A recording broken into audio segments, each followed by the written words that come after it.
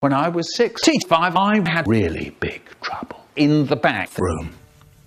All I had for breakfast was a huge hamburger, but not long after, I ran and I'd sit down on my toilet to take a bump. And I sit there waiting for the poop to come out, but it was absolutely stuck in my anus. Anyway, after a few hours of this, I said, this is a big waste of my time. And I get the toilet plunger. I stand up and stick it onto my butt, and I start pumping away like mad. And I try to get that crap out. It's hurting, but I'm not taking no for an answer. Then I noticed the plunger was stuck to my bum. Great. So now I get the Michael Rosen lube. Oh, it was lovely. Anyway, I took the lube and I rubbed it on my ass and the plunger popped right off me. Wonderful. And then I noticed there was a great big chunk of poop stuck to the plunger. I smell it. Nice. Anyway, I think I'll get toilet paper. I tried to get the huge sloppy poop off the plunger, but it was sticky and my fingers went right through the toilet paper. So now I've got the Michael Rosen shite all over my knuckles. Meanwhile, my mum is at the bathroom door. My mum calls out, "Hello, is everything good?" I said, yeah, great. Everything's fantastic. Then she asked, "Do you want an apple?" Mum, why the fuck would I want an apple? Will you go away? Okay, Michael, okay. So I tried to wash off the plunger in the sink. But my doo-doo was too sticky and it clogged the sink. I was an idiot. Meanwhile, I've got little dribbles of poop coming out my butt all over the floor. So I start sliding on the shiny floor. Slam! Kaboom! Ow! I lay there on the floor with soggy lumps of doo-doo all over my hair and face. Oh no, this is horrible! Perhaps, I thought, when I got up this morning, I won't have to put my face in the chunk of shit. But no! Why should I get a break? Anyway, I start taking off all my clothes and I get in the shower and I'm just washing up. Then, suddenly, Mum says, "Right, Michael, that's enough. I'm coming in." Oh no! Now, I was really fucked. She opens the door and then that really does it.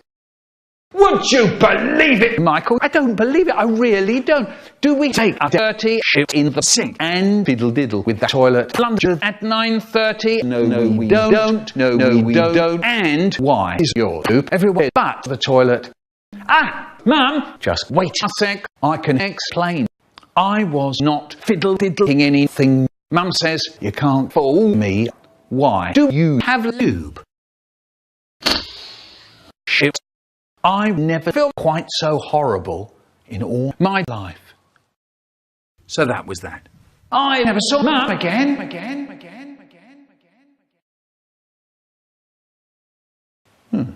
Later that day, my poop turned into chocolate cake. Wonderful. So I ate a lot. And I had loads to eat.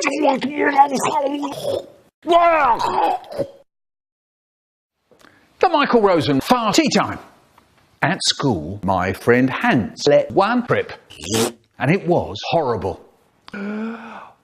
It smelled awful. Like hundreds of rats died. Our teacher starts yelling at us, "No farting!" And so she started looking all around the class, trying to figure out who farted. No one knew but me. I put my face behind my face. I robbed my tick. Not long after, it was very hard.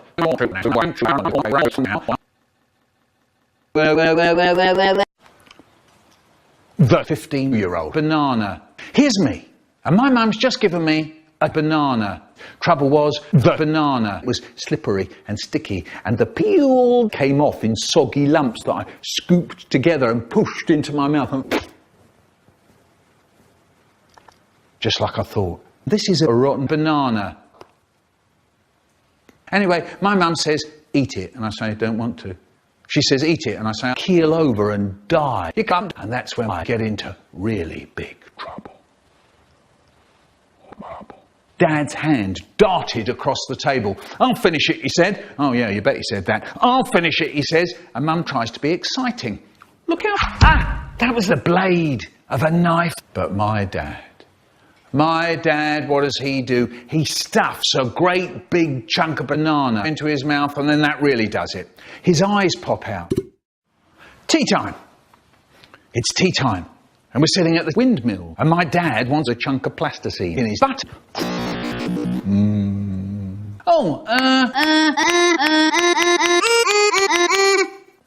Could you get me the milk? Nice. I'll tell you what I do. When I open the snatch, I shove a rolled up comic really hard and fast inside the fucking snatch.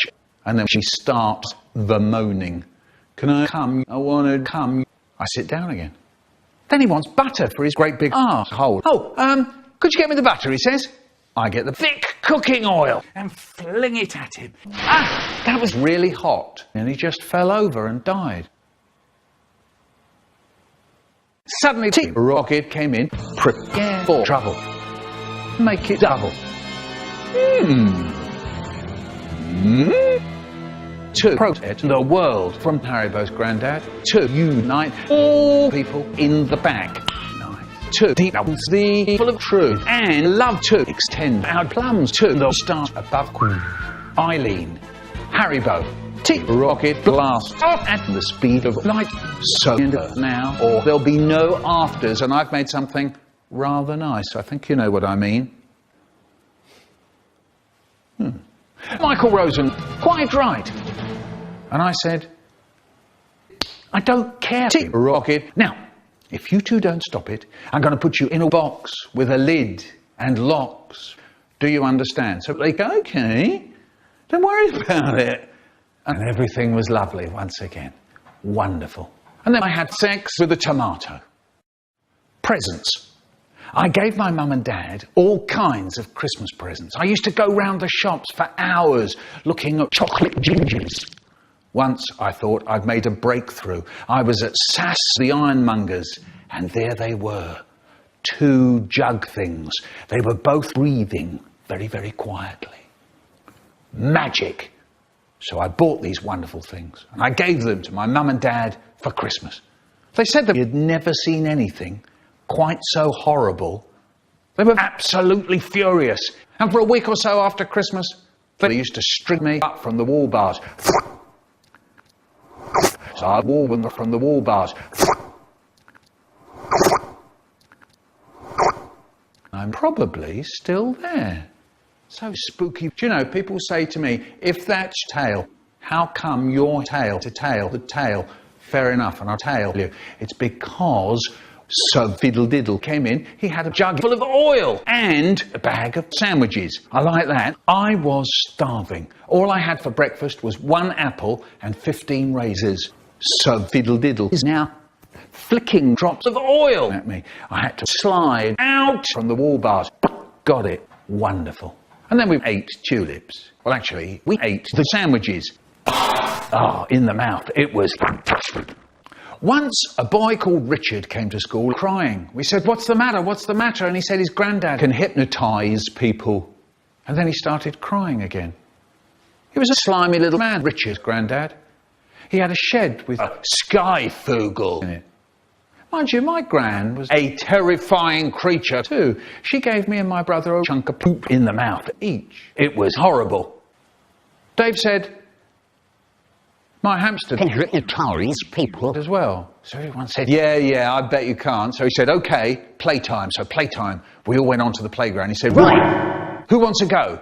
So Trevor said, yeah, me. So this boy, Dave, made Trevor lie down on the ground on his back, and he took this old dead hamster out of his pocket. It was on the end of a string, and he starts swinging the hamster to and fro in front of Trevor's eyes, and he starts up talking in this spooky voice. Watch the hamster, watch the hamster, go to sleep, go to sleep. He's hypnotised, blah. Suddenly, the going far, far away bell went boing, boing. At that, Trevor goes and stands up and bursted. So sad. Don't do that. Who do they think I am? Sus. One day they'll say, don't pee on the baby. Don't put confetti on your titties. Don't put ants in your ass. Don't put mustard in your cunt. And don't stick your toes in the cat. Please. Mum's dead. My mom is dead. A sad thing happened this week. It was my mum. When everyone was out, I went up to her, where she was hanging up, and I put my ear right close up, but she had stopped breathing.